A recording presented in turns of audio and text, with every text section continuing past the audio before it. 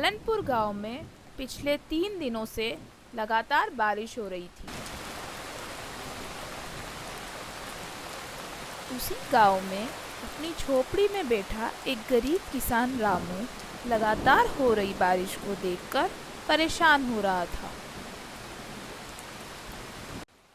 पिछले 3 दिनों से लगातार इसी तरह बारिश हो रही है। खेत में तो पूरा पानी भर गया होगा, सारी फसल खराब हो गई होगी। अब मैं क्या करूँगा?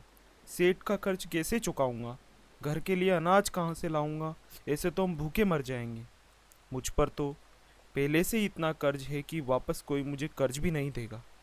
सोचा था कि यह फसल बेचकर सारा कर्ज चुका दूंगा, पर यह फसल तो बारिश के कारण पूरी तरह खराब हो जाएगी।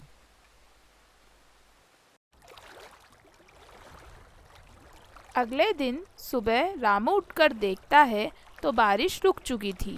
वह जल्दी जल्दी अपने खेत की तरफ जाता है। खेत की हालत देखकर रामू बहुत परेशान हो जाता है, क्योंकि खेत में पूरा पानी भर चुका था। उसकी पूरी फसल पानी में बह चुकी थी।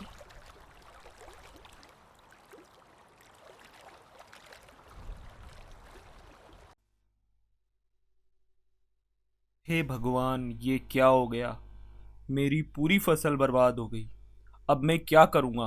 हे भगवान, अब तू ही मेरी कुछ मदद कर। चिंता मत कीजिए, भगवान हमारे साथ कुछ भी बुरा नहीं करेंगे।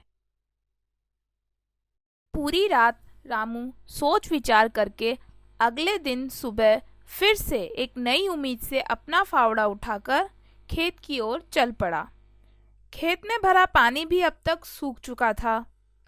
रामू ने फिर से अपना फावड़ा उठाया और अपना खेत जोतना शुरू किया।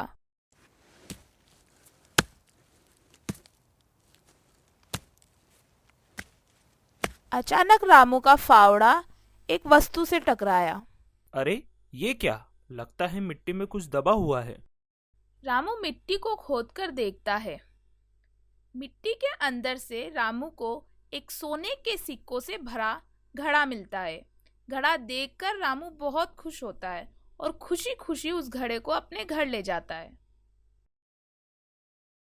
देखा, मैंने कहा था ना, भगवान हमारे साथ कुछ भी बुरा नहीं करेंगे। भगवान ने हमारी सभी समस्याओं को हल कर दिया।